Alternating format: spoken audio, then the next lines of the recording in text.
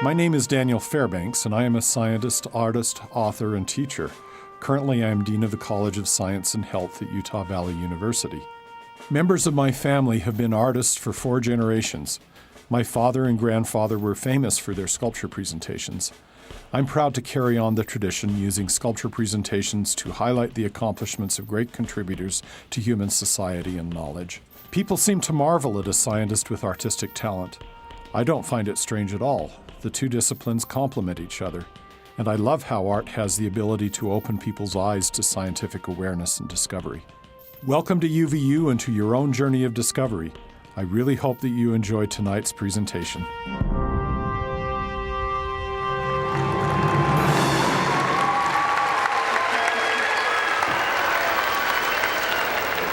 For our presentation tonight, I will be sculpting a bust of Dr. Martin Luther King Jr. in conjunction with President Holland's keynote address. He'll be coming out to speak a little bit later, but in the meantime, I'm going to get a head start on it, and we'll also be seeing a brief introduction video to Dr. King. Thank you.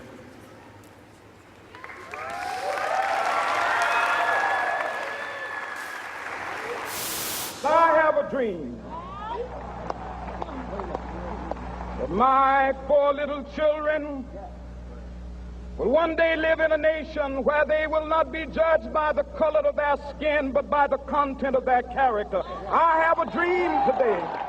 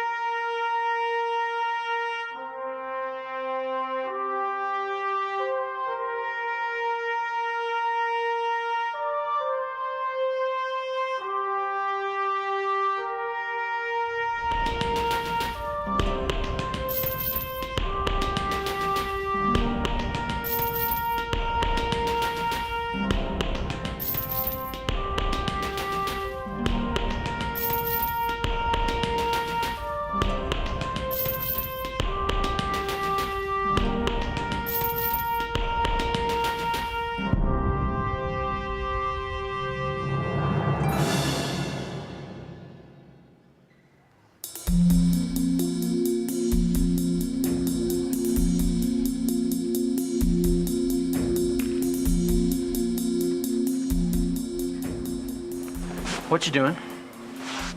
I don't know, daydreaming, I guess. Oh, yeah? Yeah, do you ever wonder where dreams come from? No, not really. Well, I've been dreaming about how I kind of want to help make a clean water system for Haiti or something really awesome like that, but it just seems a little too hard. Last night I had a dream that my face turned into sand and I died. Yeah, I'm not talking about that kind of dream. I'm talking about the dreams that drive our deepest desires.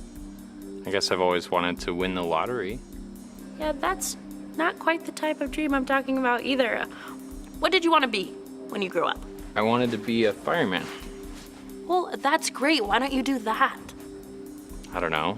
Never been quite sure how to turn a dream into reality. What did you want to be when you grew up?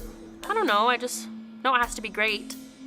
Stuff your eyes with wonder, live as if you drop dead in 10 seconds, see the world. It's more fantastic than anything made or paid for in factories. That's from Fahrenheit 451, right? Yeah, I love that book. It's all about the importance of education and how that education isn't just about getting a job and being a fireman. It's about taking something with you and making something new. It's about being a human being, connecting with other human beings, with art and literature, and using those things as a jumping point towards the big dream. That's the book that made me want to be a writer. Wait, what? I didn't know you wanted to be a writer. You said you wanted to be a fireman. That's just what I say because being a writer seems unachievable sometimes. You know how lucky you are to know what you want to do, to have passions for something like that? Now, that's a real dream. How's it different from my dream of winning the lottery? Because one of those dreams is actually within your power to achieve through hard work, education, and passion. You could definitely become a published writer. You really think so? Listen to me, I may not know exactly what I want to do yet, but going to school at UVU is helping me figure it out. UVU has so many resources for people like me that are still a little unsure of exactly what their dream is, but you already are one step ahead of the game. There is nothing that has helped me more than meeting other people at school that have similar pursuits and ambitions. Imagine how many nervous writers you are going to meet this semester that are starting out in the pursuit of their dreams, just like you. Wait, you're saying that getting an education is part of pursuing my dreams? Exactly. You may not have realized it yet, but just by being here, you are already on the right track. Achieving a dream isn't something you simply check off a list. It's a new work that begins every day, and you, my friend, have come to the right place to begin that work. Will our guests please rise for the processional of the faculty of Utah Valley University?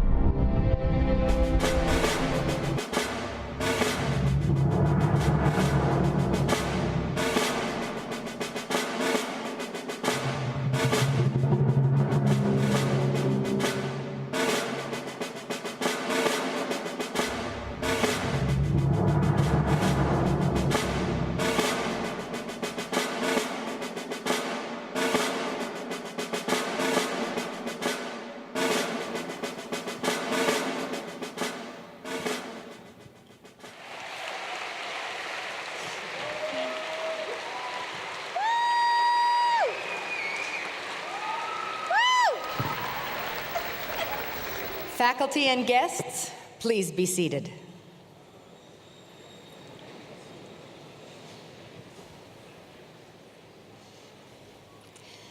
On behalf of the faculty at UVU, I am both pleased and proud, as we all are tonight, to welcome you, our freshman class of 2014, to Utah Valley University.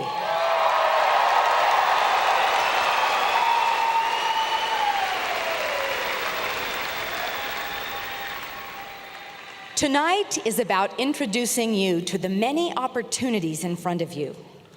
We want you to gain a sense of purpose and pride as you follow your dreams of succeeding and graduating as a UVU Wolverine.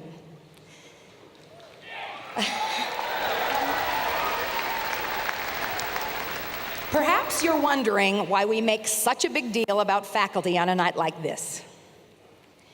It's because this faculty is at the very heart of what you're about to experience. These are your professors. These are your mentors. And they're going to partner with you on an amazing journey. They're also going to assist you in making some very important life decisions. At UVU, we're proud of our faculty and the expertise that they bring to your classrooms. And so we have held a processional to honor them and to show you the depth and breadth of knowledge available to you now as a student on our campus. Whatever dreams you have come here to pursue, whatever dreams you have come here to discover, our faculty are here to assist you in unlocking the potential that exists inside each one of you. And so tonight, I am here to invite you to take advantage of that knowledge. Seek out their help. Make the most of every opportunity that you're given to learn from many who are leaders in their fields. In recognition of their knowledge, their commitment to excellence in teaching, their status as now your respected teachers and mentors, please stand and honor them with a round of applause.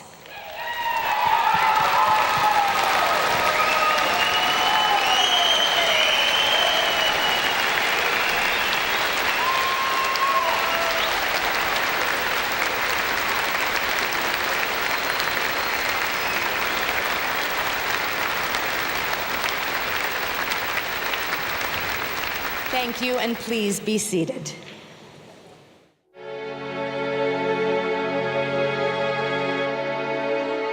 My name is Kira Scholes. I was born into poverty and raised by an uneducated single mother. At the age of 15, I was placed into foster care when my mother embraced methamphetamine addiction and prostitution. Growing up, I loved reading books and I loved school. Looking back, my teachers were my role models, and they showed me that education was a path to a different and better type of life. I graduated from UVU in 2013. My education is priceless to me. Because of it, I have moved beyond the difficulties of my past, and I'm living a blessed and unique life. Today, I am grateful for what I have and who I've become. My passion is strengthening families as a public speaker, blogger, and advocate for women, foster families, and youth at risk. Empowered by education, I believe that even one person can help to change the world.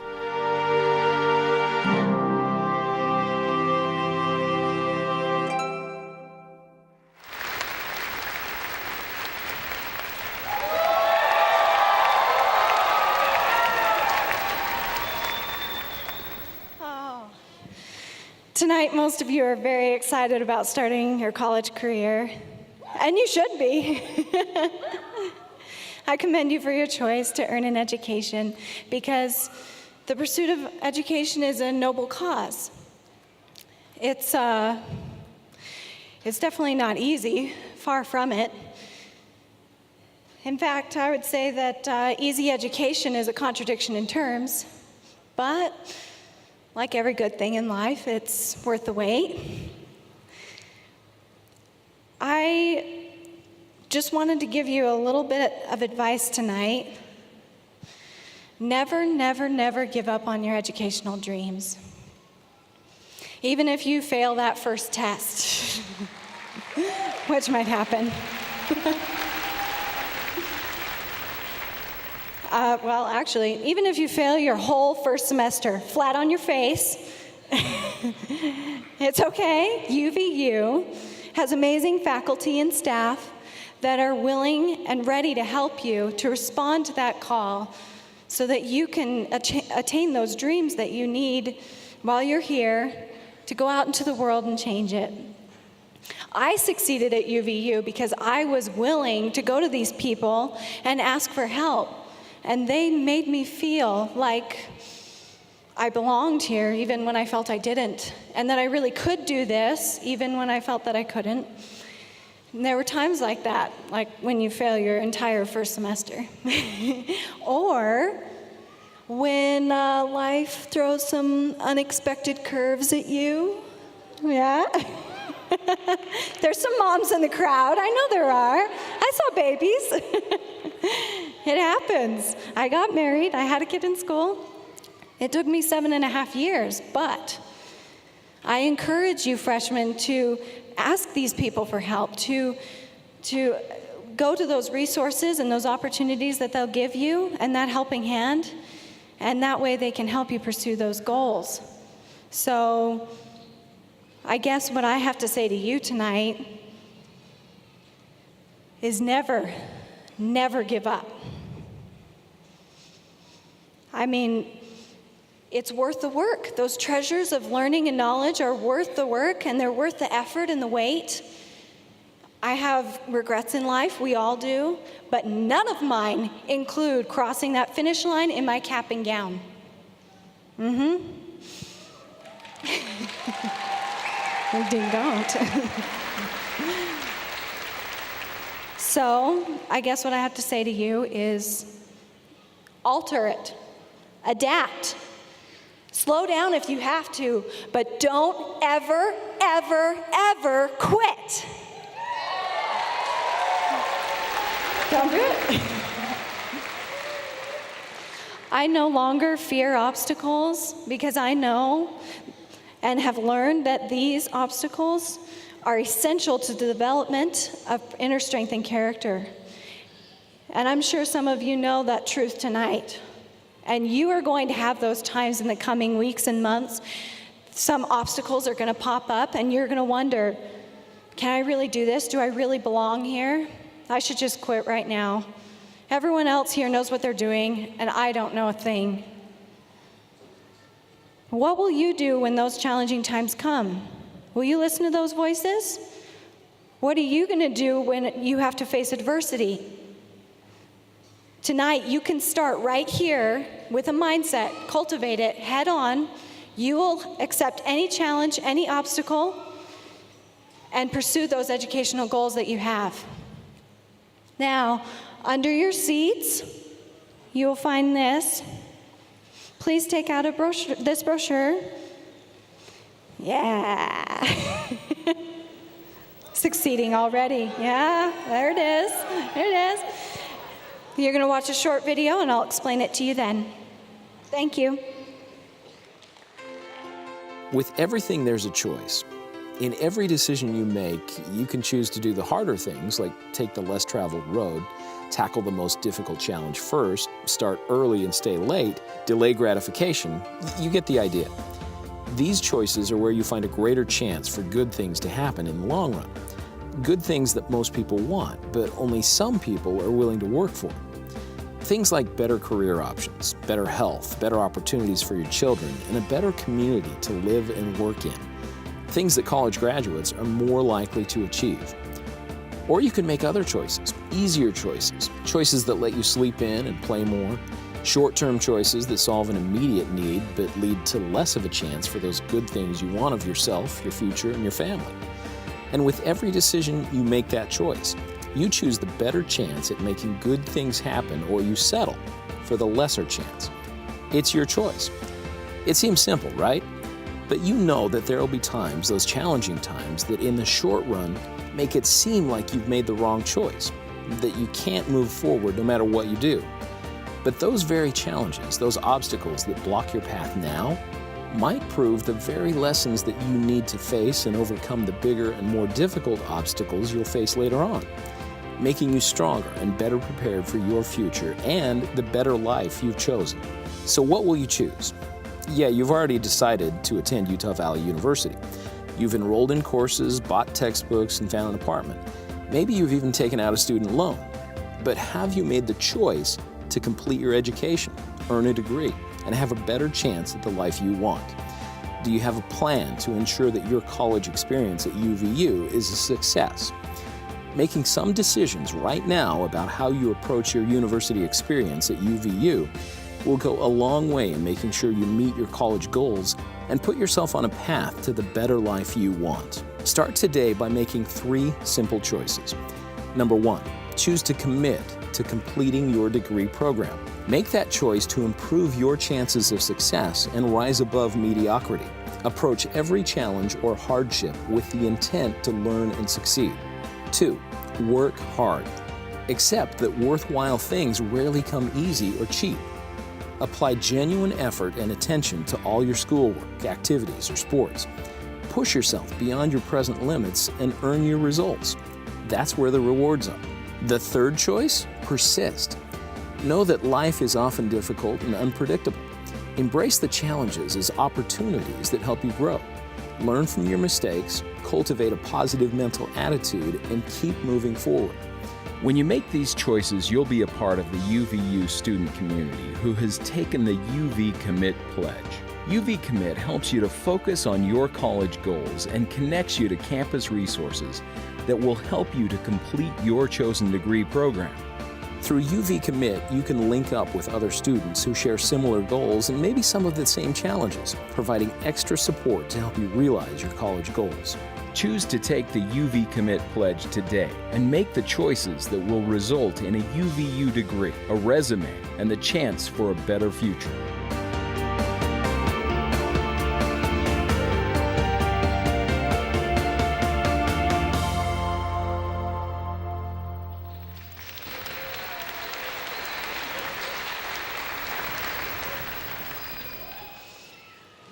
Tonight is one of those rare moments where you have the opportunity to contemplate your future and to make a decision about how you'll choose to respond to those circumstances you haven't faced yet.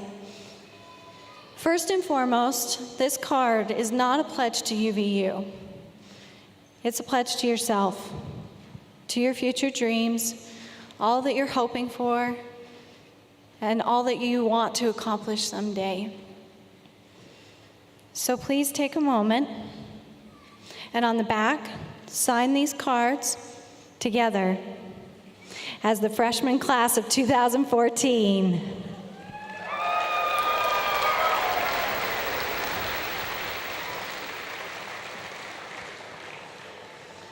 UVU wants to help you in any way that they can.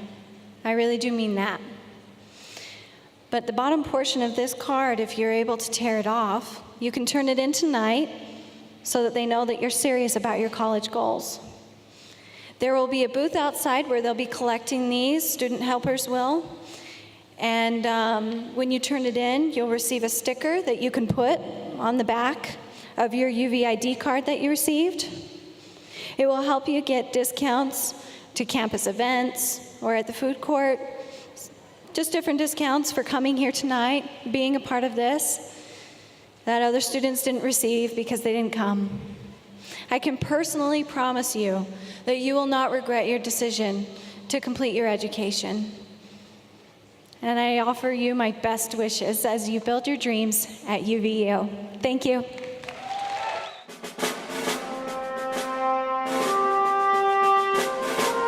I'm Matthew Holland, and I'm president of Utah Valley University.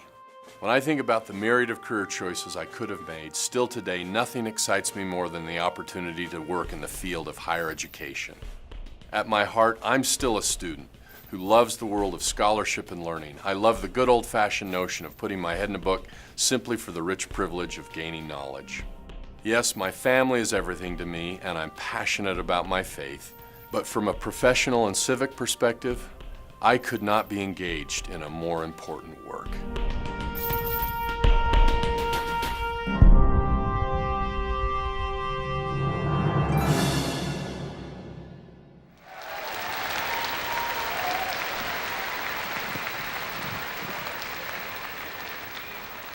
Wow, this is just a spectacular sight.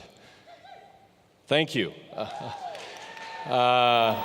Welcome to the class of 2014. You look outstanding. We are so thrilled to have you here.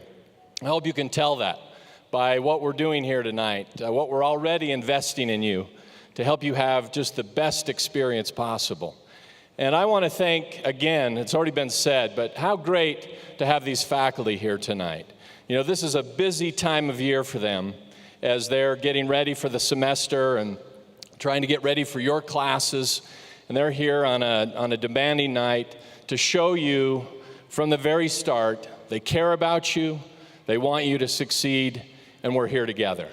And I'm impressed. Yeah, please, another round of applause.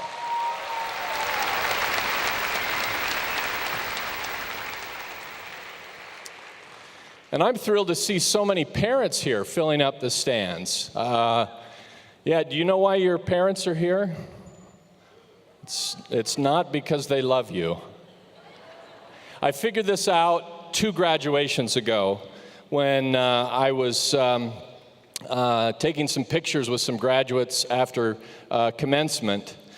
And the mother was taking the picture, was about to take it, and she sort of screamed out to her son, "Now, Jason, make this picture look more natural. Put your arm around your father."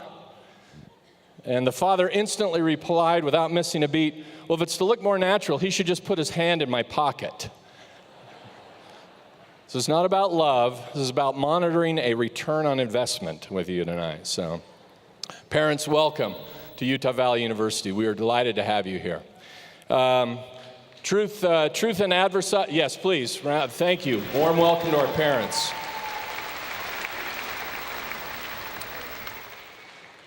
Truth in advertising begs that I tell you that I have recently experienced some knee surgery, so if you notice me hobbling a little bit, or if I fall, or most importantly, if the Percocet starts talking, please don't tweet it out, okay? But I want to just say a couple of things tonight by way of introduction. Then we're going to talk about Martin Luther King. And these things are connected. So let me begin by saying, I hope tonight for you is an introduction to some things that UVU stands for first and foremost. On this campus, we talk about student success as the heart of our mission.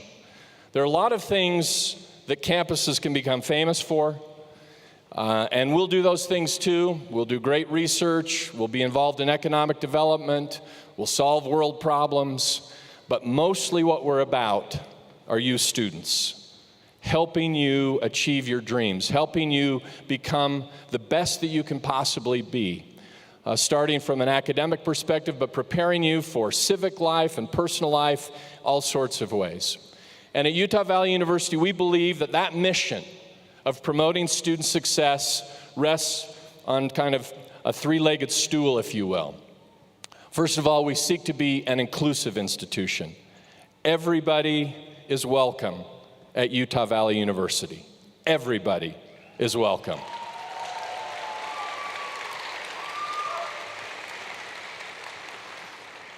And we work very hard. I work very hard. Your faculty work very hard. The staff work very hard to try to convey that. So you are welcome from all walks of life, whatever your socioeconomic background is, whatever your racial background is, whether you're religious or not. There's a place for you here at Utah Valley University, and we seek to promote that each and every day. Second is we strive to be engaged. And I don't mean engaged in that special Utah County kind of way, okay? I mean engaged in terms of being connected with the world.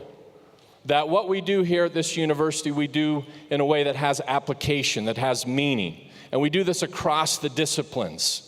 So we will bring the world's experts and practitioners onto this campus. We have the most amazing lineup of guest speakers I've ever seen on a campus, and I've been to a lot of campuses. We will have you do research projects that will take you not just into the library, and you'll spend a fair amount of time there too, but it will take you out into the field. It will take you out into the community. It will take you collaborating with other human beings in your classes and with your faculty members and in the community. And you will be doing things that will make a difference. That's what we mean by engagement and engaged learning at Utah Valley University. And then finally, we are a serious university. If you're coming here and you just plan to sort of coast and get by and be sloppy, you are in the wrong place. We are deadly serious about doing first-rate things in a first-rate way. We take the life of the mind seriously. We take studying seriously. Everything that we do, from academics to athletics, we strive to do with real excellence and with seriousness of purpose. And so that's my introduction for you to this university and what it stands for. I hope that's what you thought you were getting, because that's what's going to be served. And I hope you're excited about it. I find it the most exciting university mission that I can imagine. In a way to help sort of make this a little more real, one of the things I've liked to do, we've just actually been doing this freshman orientation for a couple of years now, is team up with my great colleague and friend, Dan Fairbanks, and talk about and explore the life of an individual who represents these values that UVU espouses. And so that's what we're doing tonight. And so Dr. Dan Fairbanks is joining me. We're going to look at the life of Martin Luther King Jr. Now, let's be clear about what we're doing and what we're not doing. We're not trying to explore his whole life and account for every public action or position. Much that first of all, we don't have time. Much of that might be very debatable. But I do think we can focus in just on a few things that he stood for, and maybe a couple of key moments that reflect these very values that I've been talking about. And it's my great pleasure and honor to be able to do it with this ridiculously talented man here to my left. Yes. Have you been watching? Can we, I don't know where can we show sort of the progress we're making here? Focus on the, yeah, there we go. So, now I don't know if you caught it when he was introduced. He was not necessarily introduced as a sculptor. He's the dean of our College of Science. How sickening is that?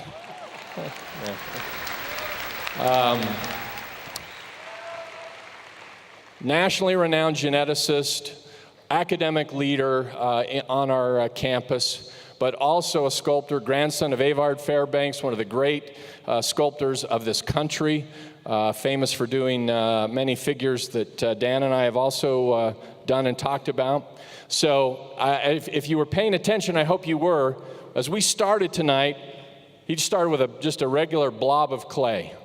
And by the time I'm done speaking or thereabouts, you're going to see this amazing likeness to Martin Luther King. Dr. Fairbanks, anything you'd like to say about sort of Martin Luther King, how you're approaching this particular piece of artistic expression? Well, Dr. King, one of the great memories I have of him, of course, is his great "I Have a Dream" speech, with incredible penetrating sound of his voice as he said that. And as I do a work of art, I try to capture that in a visual way so that you sense the passion that he had for the cause he represented. Wonderful. Thank you. As you can see, what we're trying to demonstrate here is this is what you do at a university. A university is a collection of disciplines. It's not just about one subject or narrow training or workforce development. It's about exposure to the best and broadest things that our traditions and cultures have developed over time. And so we've got a little sculpture by a scientist. I'm going to talk a little history and politics and theology with you, and just take a brief look at the life of Martin Luther King Jr. So with that, just a few facts. Again, some of this you caught in the video coming up. Born January 15th, 1929. Born into a family of preachers, pastors, if you will. A couple of generations on one side of his family. On the other side of his family, you only had to go back to his grandparents to see that they were sharecroppers. If you know anything about sharecropping in the South at that time, these people were basically still slaves. Unlettered, uneducated, economically dependent, and that was just a generation before Martin Luther King and his parents come onto the stage. What was it that lifted this family out of that harsh southern climate in ways that other families had not been able to escape? Education. You had to be educated to go into the ministry. And it was their ticket out and their way to a prosperity and a level of independence not enjoyed by many of their generation. Martin Luther King, sort of a whiz kid, blasts through high school, starts his freshman year at 15. We have any 15-year-olds here tonight?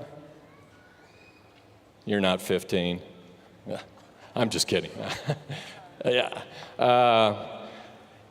Really, and it wasn't just that he was naturally bright, he was a hard worker, and he craved education, studied diligently. And then after his college years, he went on to say, I need more education, even after college. So he went to a theological seminary in Pennsylvania, one of the early integrated schools. By the way, he enrolled there in fall of 1948. First class he takes, public speaking. Got a C-. Ended up being the valedictorian of the school. If you get into this freshman year, you don't do so well, do not be daunted by that. You stay with this.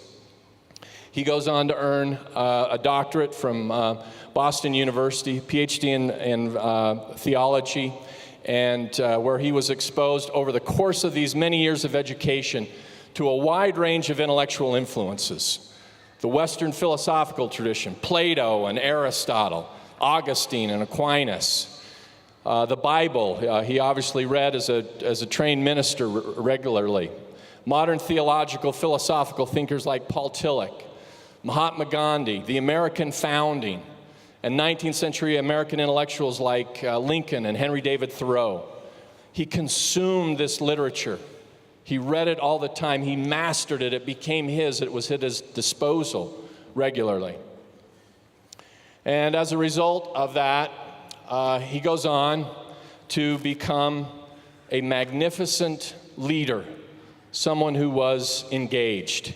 He took this seriousness of intellectual purpose and he connected it to the world around him. So in the middle of the 50s, he helps lead the Montgomery Bus Boycott. This was all triggered by Rosa Parks. You probably know the story.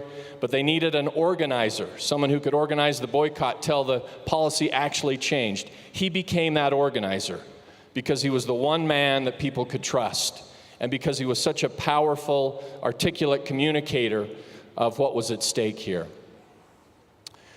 As the decade wore on and he got into the 60s, he leads Works for Change in Birmingham City against the infamous Bull Connor. And in doing so, he's put into jail. And he writes a famous letter and doesn't have a library at his disposal. But right up here, he's able to quote Aristotle and Plato. He's able to quote the Bible. He's able to quote modern ministers. And he writes this persuasive letter that says, this thing called segregation has got to end. It's absolutely unjust. It's absolutely inconsistent with the principles of justice of America and the Western tradition, and it's time for a revolt, but a certain kind of revolt, a revolt of civil disobedience. Now, he was very careful in what he's tried to say here, because he realized that to advocate breaking the law was a very dangerous thing to do, and something not taken upon lightly. To those who were uncomfortable with it, he reminded them in this letter that in the Boston Tea Party, everything that happened there was illegal. Everything that happened in Hitler's Germany was legal, technically. Things had gotten so bad and so unjust, it was time for change, but they would be willing to accept to bring out that change if they accepted the consequences of their civil disobedience, meaning peacefully going to jail and striving to have a love in their heart even for those that would do them great injustice. It was something of a turning point, and he's not released from jail until there's a decision to make a march on Washington. And with that march comes a speech that simply changes this country forever. There were roughly 250,000 people on the Washington Mall that day. And beyond that, there were millions that ended up seeing this speech by television, which was just coming to the fore. The nation was electrified by this articulate African American who stood up and spoke their language and knew their traditions and spoke to things that mattered to Americans of all stripes. He started by talking about the American founding. He quoted the Declaration of Independence and the Constitution. He quoted the Gettysburg Address and the Emancipation Proclamation. He knew those documents and said that what America was doing was not living up to the promise of those principles. Now note that. This was not the example of someone who was saying, America is just bad, it's corrupt, it's foundationally incorrect. He said its foundations are actually right. They're good, they're just, they're true. The problem is America's not living up to them fully enough. He embraced those principles, he understood them because he had studied them and could articulate them. But then he went on to argue that something more was needed. It wasn't just the principles of the founding. It was something that he called soul force. It was something that he said, we meet hatred with love.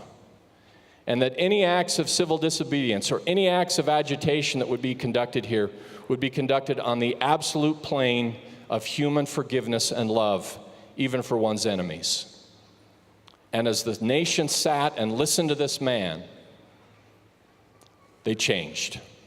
They realized the nation was out of sync with its own principles. And here was someone who had a right to be bitter, who had a right to be unkind and maybe unjust or violent in return, and he said, I won't do it. I will be filled with love. This is the influence of Mahatma Gandhi, Henry David Thoreau, the New Testament, Paul Tillich, the other great figures that he had read that came together to help him find this very powerful position that transformed an entire nation. Well, as a result, he goes on to have world significance. It's not a year later that he's awarded the Nobel Peace Prize, and at that time, the youngest winner of the Nobel Peace Prize in the history of that award. But as you know, his legacy goes beyond that. He's still influencing us today. His dream is still with us. Serious? You bet. Had he studied for hours and hours and written? Absolutely. Inclusive? That's what his whole message was. It's a message to all mankind, a message to everybody has a place at the table in America, in education, in our communal life together. Engaged, this was the problem of his era. And engaged learning, what do you think a public speaking class is? And a man who gets a C to go on and give what a recent study by 137 scholars conducted by Texas A&M and University of Wisconsin-Madison unequivocally noted as the most significant speech in the 20th century, both in terms of its rhetorical artistry and its social impact. From a guy who may have struggled a little bit at first, but who stayed with his engaged learning. That's what we do here at UVU. Now, I can't promise you that some of you will go on to win a Nobel Peace Prize, but I can't say that you won't either. What I can tell you is this, that every one of those faculty in these corners, in those robes, are here to help you with the kind of education that Martin Luther King had. They're here to help you have student success. They're here to help you pass your classes, to learn, to become critical thinkers, to become analyzers, researchers, articulators, performers, artists, to do it all and to do it very, very well. Don't you dare waste these next few years. The wealth of resources that this community has put forward on your behalf are magnificent. We are lucky to have such a university in our midst, and we are lucky to have you here as our students. I hope that you will decide tonight to commit, to complete your degrees, and to be the very best students that you can be here at Utah Valley University. That's who we are. That's what we aim to provide for you this year and in the coming years ahead.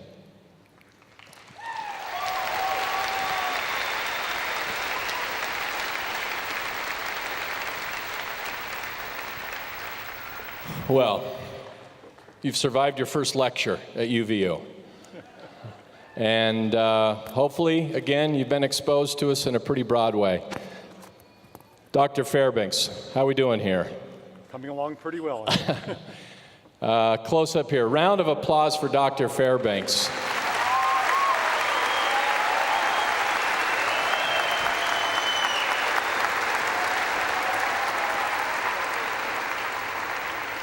Little art, little music, little history, little politics.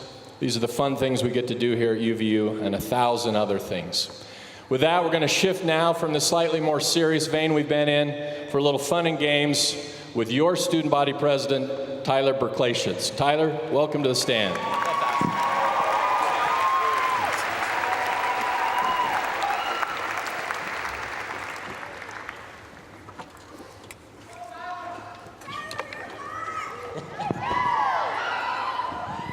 It is our great pleasure to formally welcome you to Utah Valley University.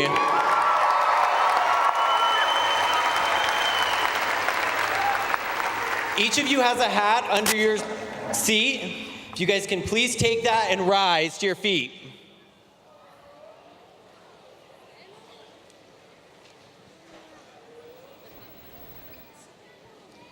Honored freshmen, esteemed faculty and staff, administration, moms and dads and family that are present here tonight, it is my great honor to formally induct these freshmen into the student body of Utah Valley University. Get it, girl. Now please place that hat on your head and wear it proudly. You all are now Wolverines.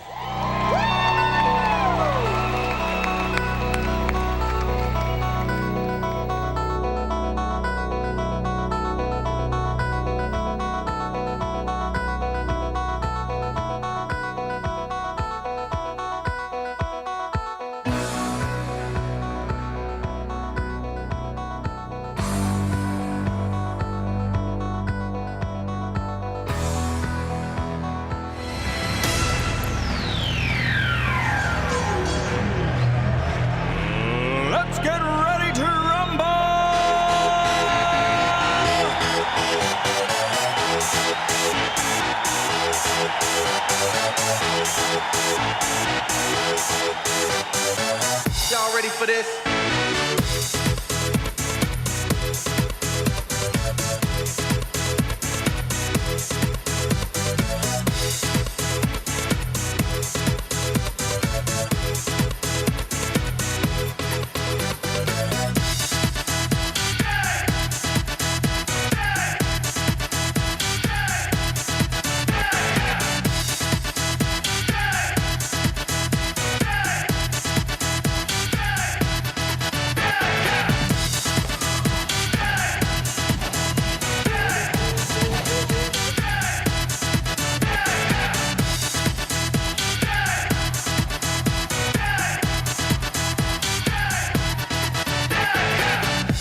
For this. All right, freshmen, now it's your turn to show us what you got. We're gonna sing the UVU fight song.